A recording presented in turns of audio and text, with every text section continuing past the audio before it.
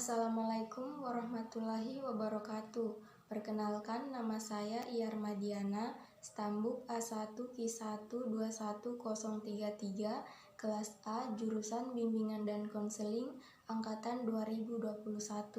Pada video kali ini saya akan mempresentasikan terkait dengan 12 jenis anak berkebutuhan khusus.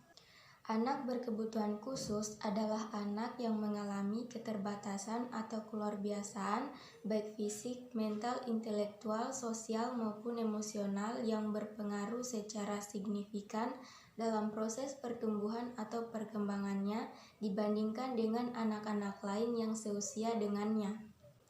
Yang pertama yaitu tunanetra. Tunanetra adalah anak yang mengalami gangguan daya penglihatan berupa kebutaan menyeluruh atau sebagian, dan walaupun telah diberikan pertolongan dengan alat-alat bantu khusus, masih tetap memerlukan pelayanan pendidikan khusus. Yang kedua yaitu tunarungu. Tunarungu adalah anak yang kehilangan seluruh atau sebagian daya pendengarannya sehingga tidak atau kurang mampu berkomunikasi secara verbal, dan walaupun telah diberikan pertolongan dengan alat bantu dengar, masih tetap memerlukan pelayanan pendidikan khusus. Yang ketiga yaitu tunalaras. Tunalaras adalah anak yang mengalami kesulitan dalam penyesuaian diri dan bertingkah laku tidak sesuai dengan norma-norma yang berlaku dalam lingkungan kelompok usia maupun masyarakat pada umumnya, sehingga merugikan dirinya maupun orang lain. Yang keempat yaitu tunawicara. Tunawicara adalah seseorang yang memiliki keterbatasan dalam berkomunikasi dan mendengar. Biasanya anak penyandang tunawicara berkomunikasi lewat simbol-simbol tertentu. Yang kelima yaitu tunadaksa. Tunadaksa adalah anak yang mengalami kelainan atau cacat yang menetap pada alat gerak seperti tulang, sendi, otot, sedemikian rupa sehingga memerlukan pelayanan pendidikan khusus. Yang keenam yaitu tunagrahita. Tunagrahita adalah anak yang secara nyata mengalami hambatan dan keterbelakangan perkembangan mental jauh di bawah rata-rata atau IQ di bawah 70 sehingga mengalami kesulitan dalam tugas-tugas akademik, komunikasi maupun sosial, dan karenanya memerlukan layanan pendidikan khusus. Hambatan ini terjadi sebelum umur 18 tahun. Tunagrahita ini masih dibagi menjadi dua, yakni tunagrahita biasa dan tunagrahita Down syndrome. Ciri dari sindrom Down yakni tinggi badan yang relatif pendek, kepala mengecil, hidung yang datar menyerupai orang mongoloid, maka sering juga dikenal dengan mongolisme. Pada tahun 1970-an, para ahli dari Amerika dan Eropa merevisi nama dari kelainan yang terjadi pada anak tersebut dengan merujuk penemu pertama kali sindrom ini dengan istilah sindrom Down, dan hingga kini penyakit ini dikenal dengan istilah yang sama.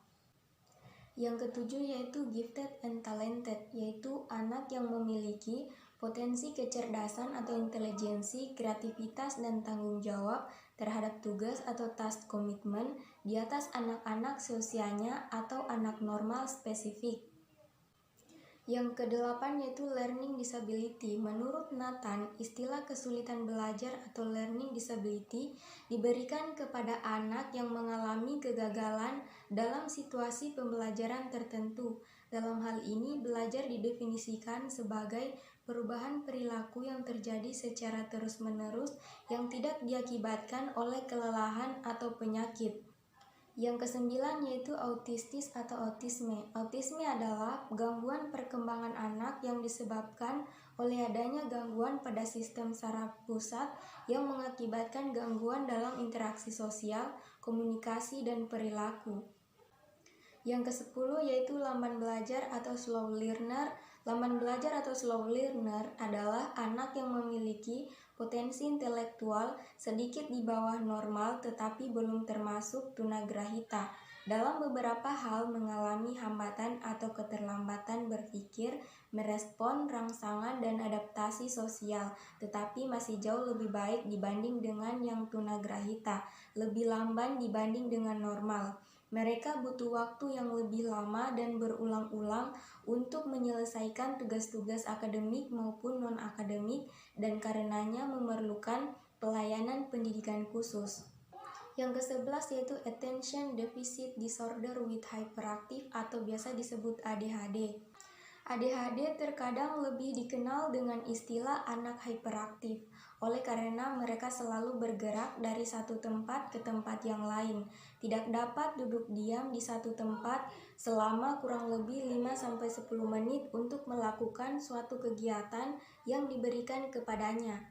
Yang ke-12 yaitu tunaganda. Tunaganda adalah anak yang memiliki kombinasi kelainan, baik dua jenis kelainan atau lebih, yang menyebabkan adanya masalah pendidikan yang serius, sehingga dia tidak hanya dapat diatasi dengan suatu program pendidikan khusus untuk satu kelainan saja, melainkan harus didekati dengan variasi program pendidikan sesuai kelainan yang dimiliki.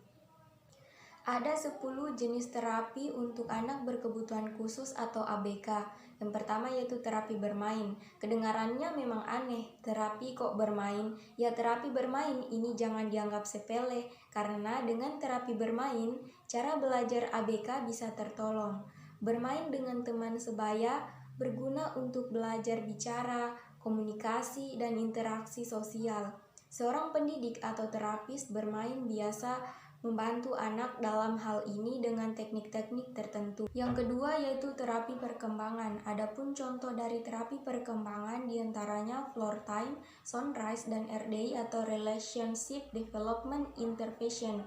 Terapi ini mempelajari minat ABK, kekuatan, dan tingkat perkembangannya. Kemudian perlu ditingkatkan lagi kemampuan sosial, emosional, dan intelektualnya. Yang ketiga yaitu Applied Behavioral Analysis atau biasa disebut ABA.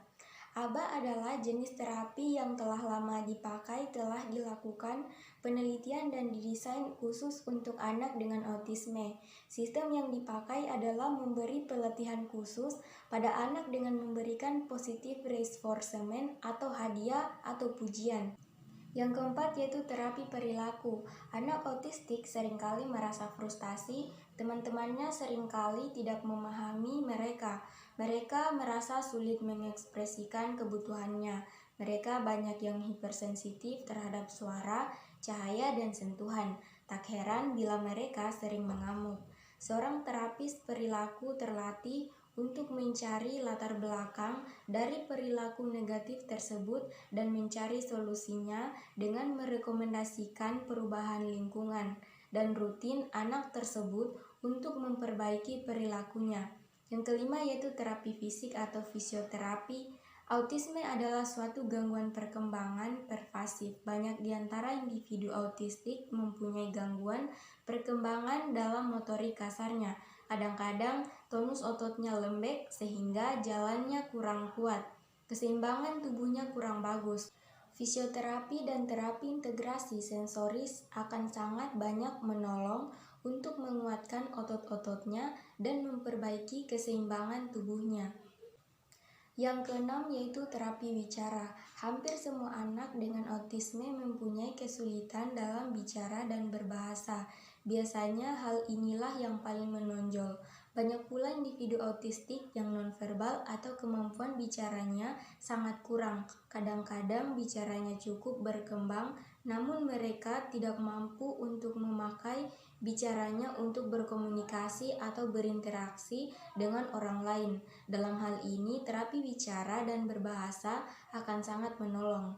Yang ketujuh yaitu terapi biomedik. Terapi biomedik dikembangkan oleh organisasi bernama DAN atau Deviate Autism Now.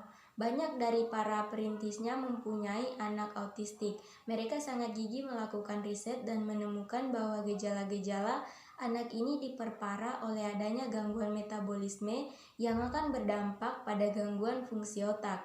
Oleh karena itu, anak-anak ini diperiksa secara intensif, pemeriksaan darah, urin, feses atau tinja, dan rambut. Semua hal abnormal yang ditemukan dibereskan sehingga otak menjadi bersih dari gangguan.